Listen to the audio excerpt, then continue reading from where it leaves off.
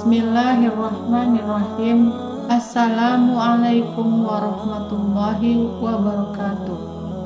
Alhamdulillah, puji syukur kehadirat Allah Subhanahu wa Ta'ala. Dengan nikmat dan hidayah, kita dapat berjumpa lagi di channel ini. Salawat dan salam selalu dan tetap tercurahkan kepada junjungan kita, Nabi besar Muhammad Sallallahu Alaihi Wasallam. Allahumma sholli ala Sayyidina Muhammad wa ala ali Sayyidina Muhammad. Harapan dan doa saya, semoga saudaraku semua selalu diberikan kesehatan oleh Allah, dilapangkan rezekinya, dan diampuni segala dosa-dosanya. Amin ya rabbal alamin.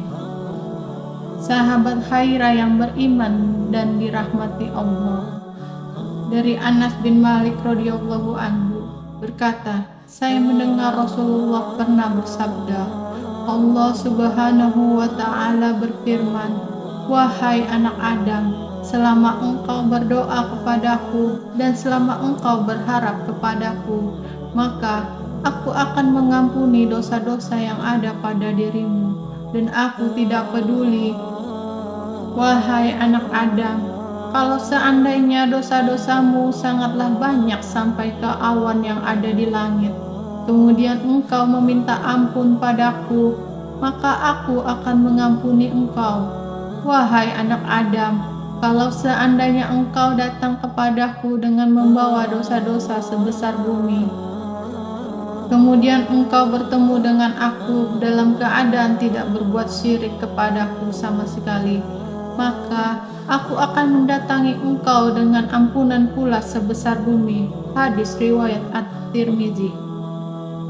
Hadis di atas menjelaskan tentang betapa agungnya sifat Maha Pengampun yang dimiliki Allah Subhanahu wa Ta'ala atas semua dosa-dosa yang telah diperbuat oleh manusia. Meskipun perbuatan dosa yang dilakukan manusia sangat besar, sebesar bumi atau setinggi langit, akan tetapi jika manusia tersebut bertobat dengan sebenar-benarnya kepada Allah Subhanahu wa Ta'ala, maka niscaya Allah Subhanahu wa Ta'ala akan mengampuni dosa-dosa tersebut. Arti dari taubat yang sebenar-benarnya adalah bahwa manusia tersebut menyesali, meninggalkan serta berjanji untuk tidak mengulangi lagi perbuatan dosa yang pernah ia lakukan. Lalu, adakah dosa-dosa yang dilakukan manusia, akan tetapi Allah Subhanahu wa Ta'ala tidak akan mengampuni dosa-dosa tersebut? Jawabannya ada. Pertama, syirik. Syirik merupakan perbuatan yang menyekutukan Allah Subhanahu wa Ta'ala dengan sesuatu, misalnya dengan berhala maupun makhluk-makhluk ciptaannya.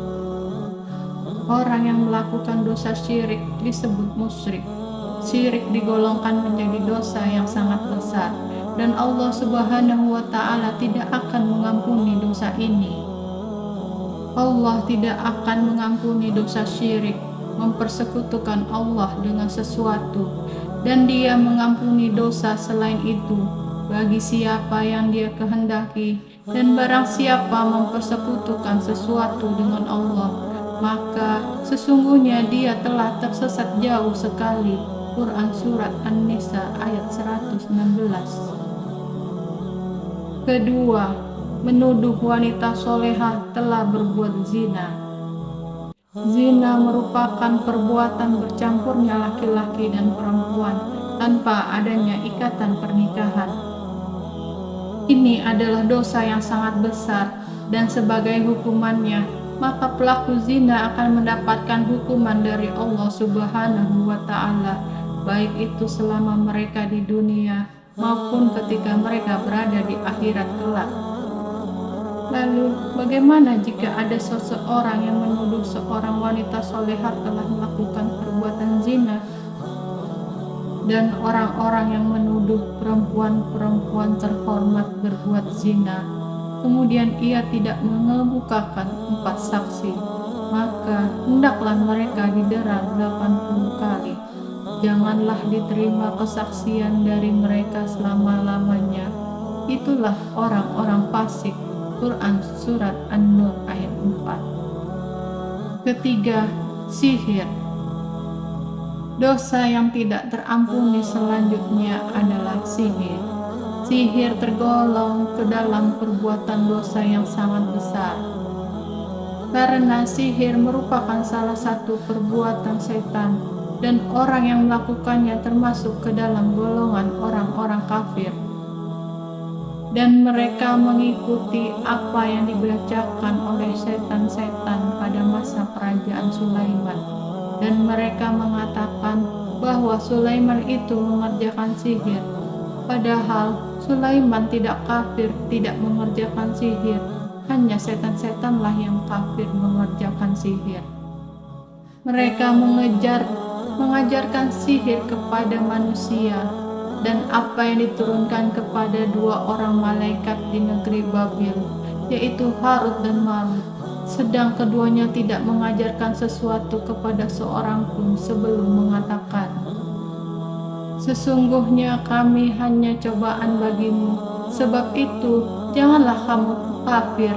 Maka mereka mempelajari dari kedua malaikat itu, ada yang dengan sihir itu mereka dapat menceraikan antara seorang suami dengan istrinya. Dan mereka itu ahli sihir, tidak memberi mudarat dengan sihirnya kepada seorang pun, kecuali dengan izin Allah. Dan mereka mempelajari sesuatu yang tidak memberi mudarat kepadanya dan tidak memberi manfaat.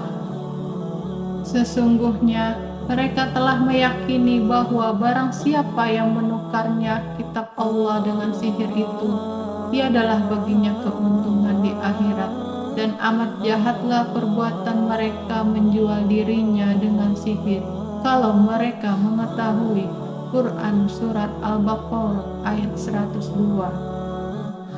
Keempat, membunuh jiwa yang Allah haramkan kecuali dengan hak. Maksudnya adalah manusia baik itu muslim maupun non-muslim haram untuk dibunuh tanpa adanya alasan yang dibenarkan oleh syariat.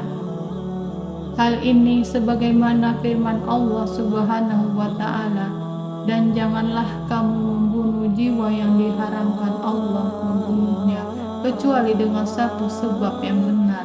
Quran Surat Al-An'am ayat 151. Artinya, barang siapa yang membunuh seorang manusia bukan karena orang itu membunuh orang lain, atau bukan karena membuat kerusakan di muka bumi, maka seakan-akan dia telah membunuh manusia seluruhnya. Quran Surat Al-Ma'idah ayat 32. Kelima, memakan harta anak yatim. Memakan harta yang menjadi hak anak yatim dengan cara yang batil adalah termasuk perbuatan zalim, dan itu merupakan dosa yang sangat besar. Dan berikanlah kepada anak-anak yatim itu harta-harta mereka, dan janganlah kalian mengganti yang buruk dengan yang baik. Jangan mencampurkan harta mereka ke dalam harta kalian.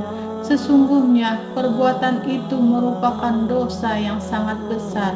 Quran Surat An-Nisa ayat 2. Sesungguhnya orang-orang yang memakan harta anak yatim secara zalim, sebenarnya mereka itu menelan api sepenuh perutnya, dan mereka akan masuk ke dalam api yang menyala-nyala, yaitu neraka.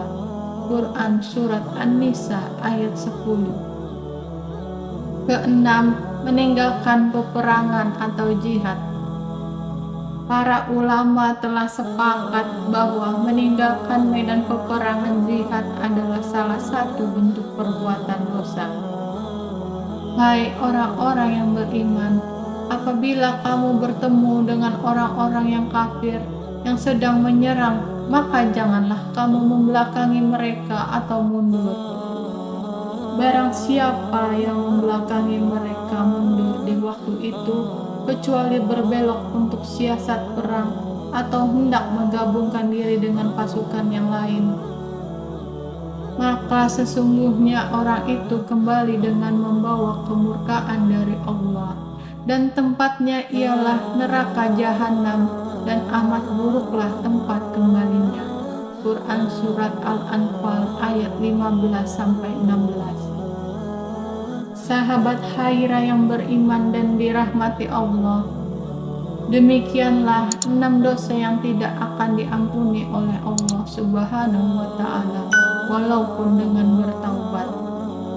Wassalamualaikum warahmatullahi wabarakatuh.